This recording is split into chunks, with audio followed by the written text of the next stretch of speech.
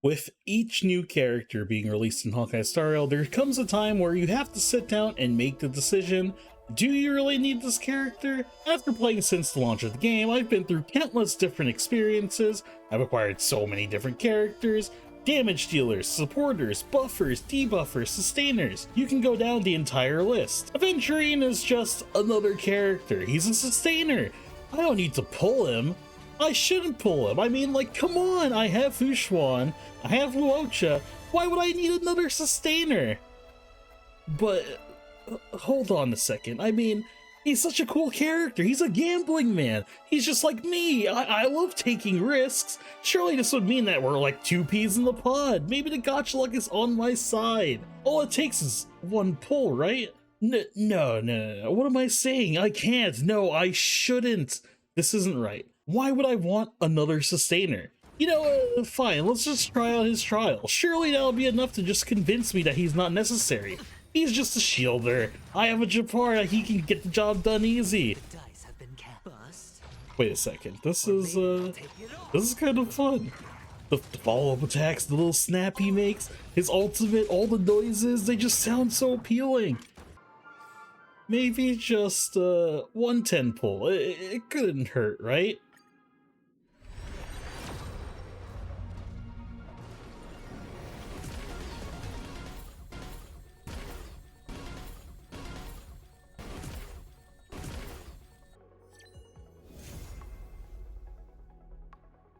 Well, I never said I made the best decisions now, did I?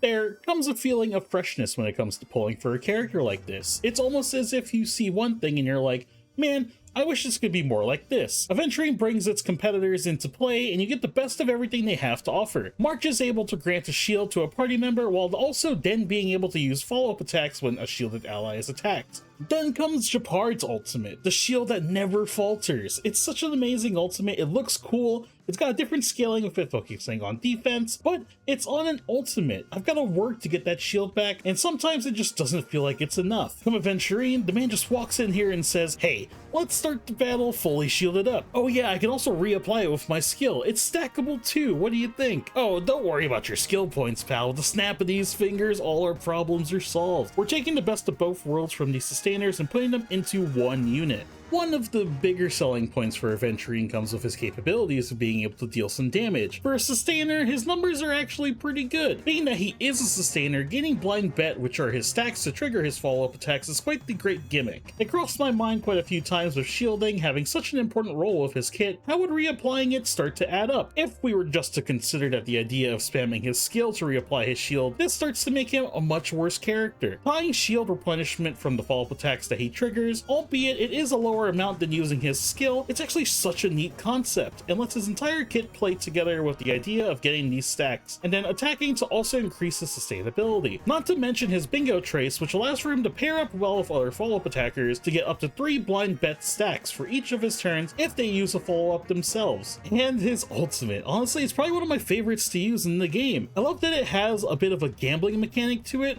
where you can get 1 to 7 blind bet stacks, leading to some crazy follow-up situations. Everything plays so well together. In reality, that's always what they probably aimed to do. But in practicality, how well is he actually able to do his duties as a sustainer? I did a lot of testing in several of our endgame modes, and I've got quite the interesting results from each scenario. Now, let's start with Memory of Chaos. With a new sustainer, you obviously want to try them out and see what they can do at their best, and what they can do at their worst. I chose to try out Aventurine in several of these floors, as well as use different team compositions to see where he slots in and how comfortably he was able to do so. Let's start with the Acheron team. Acheron was our previously rated up character right before this blonde gremlin joins the ranks. And with her came a new type of playstyle to play with, and that's stacking debuffs. Acheron building stacks for her ultimate with debuffs applied to the enemies led to some interesting team compositions and builds. While on E0 Acheron requires 2 Nihility units to reach their full potential, this also leaves 1 slot left to fill on that team. Aventurine is able to fill that slot just nicely with being able to apply a debuff with his ultimate. Also, further enhancing the damage that Acheron deals with its measly crit damage buff applied. If you're like me, and a simp, I mean a sellout, I mean a very well-suited member of society, you could have tried for his light cone, which additionally applies a debuff for each of the follow-up attacks he is able to do. Needless to say, Acheron was already such a powerful character and Aventurine's introduction to the team does wonders. Nihility units are oftentimes quite squishy, and can usually only take a couple hits before they end up dropping like flies. Aventurine alleviates this issue by being able to provide this constant flow with his shields, thus making it a safer experience to build your Nihility units, while also being able to help with cleanup crew responsibilities, finishing off the small ads. I felt like I was getting a ton more stacks with Aventurine on the team. I really do think he helped this team out a lot.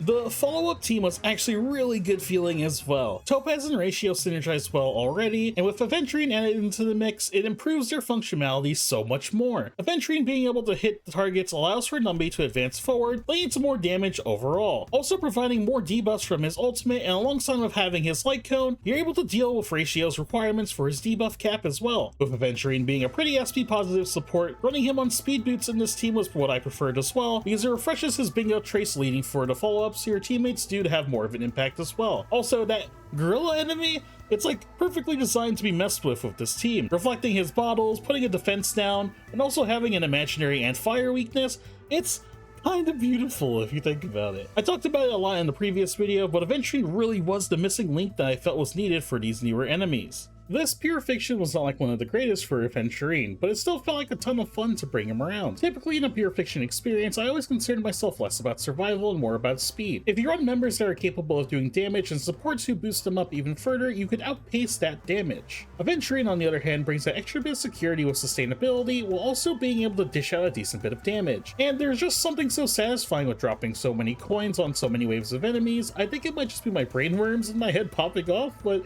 it makes me feel like a very happy camper. They've also started to do this already, but with them adding bosses to Pure Fiction 4, it could be a really interesting situation to see how boss monsters like Sam or fighting Cocolia could be further improved. Even with the new Aventurine boss fight, I think it's something worth considering of seeing him in a Pure Fiction, albeit the gimmicks of his mechanics could make it slightly tougher. Now, for Golden Gears, this was a lot of fun to do. Normally when you're going through a Golden Gears run, you do have to try and plan ahead according with your team setup. Sometimes you'll have to opt to give up damage in order to be able to just survive the damage that's being dealt later on in the run. I wanted to test out what exactly Aventurine could do, and I wanted to see just how much he could handle by himself, using the preservation path to fully buff up his shield, while also trying to grab annihilation buff I could to get our damage up. And you know, for a sustainer, he actually does his job pretty damn well. Choosing to fight Argenti is honestly like a death trap. This guy does so much damage at Conundrum 12. I usually try to avoid him like the plague. But what better way to test his full capabilities, right? And you know what? This was honestly a pretty big success. I mean, yeah, sure, Ratio is dead, but this is like the canon timeline, you know, for lore purposes. I think Aventurine would let Ratio get knocked down and would make sure everyone else is fine. Usually I go into these Golden Gear runs and I prepare myself to bring maybe 2 sustainers and try to get some steady damage out of it. This time around, I wanted to just keep everyone on their normal sets, and I was able to get through it just fine with Aventurine's shields. I felt like this was one of the most important things, and I just wanted to see it with my own eyes. While Aventurine can be used in endgame content, I also wanted to test his capabilities in Golden Gears 2, and it's probably the highest damage output we've got to deal with in the game right now. And honestly, Aventurine definitely gets a pass from me here. Aventurine takes a chip off of my shoulder. Get it? Because he's like a gambler and stuff? Yeah, sorry. As a sustainer, he does his job incredibly well. As a damage dealer, I'd say it's a very fair amount that he's able to dish out. Overall, when you consider picking him up, the thoughts did cross my mind where, while another sustainer isn't necessary for my account, if they truly believed that more sustainers wouldn't be necessary, they wouldn't release more of them. Each sustainer is able to do their job pretty well, and Aventurine just so happens to be able to do that job a bit better. In my eyes, I truly do rank Aventurine to be on the top, but at the top, he's able to do things that my others cannot do. He enables a lot more interesting scenarios for me to build around with my teams, and I can feel his synergies a lot more than some of my other options. And honestly, at the end of the day, he's just really fun. The most important part about going for a character is that fun value. If you don't enjoy a unit for the way they play or the way they act, it'll impact how you personally feel about the game. So why not live a little? Aventurine's able to bring more to the table while also offering the experience in another way. In the follow-up attack archetype, I think our follow-up teams are starting to feel more and more complete. In AoE scenarios like Pure Fiction,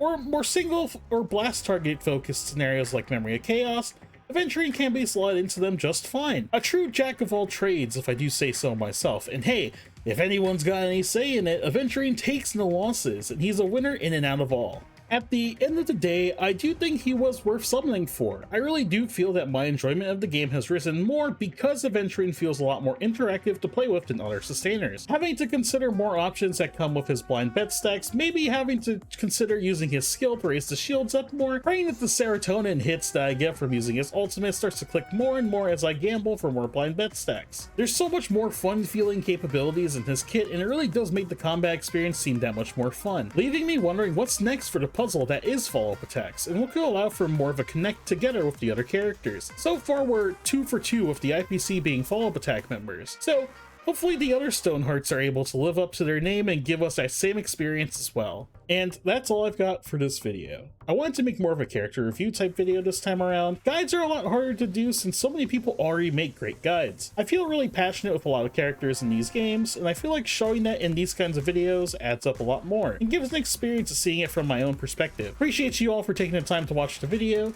Would love if you could take the chance to subscribe and comment down below what's been your favorite moments with Aventurine. Always enjoy reading the comments and getting any sort of feedback on how I can improve. Thank you for 1,000 subscribers. You guys have made these last 5 months really enjoyable, and I really look forward to seeing you all again soon and doing more content in the future.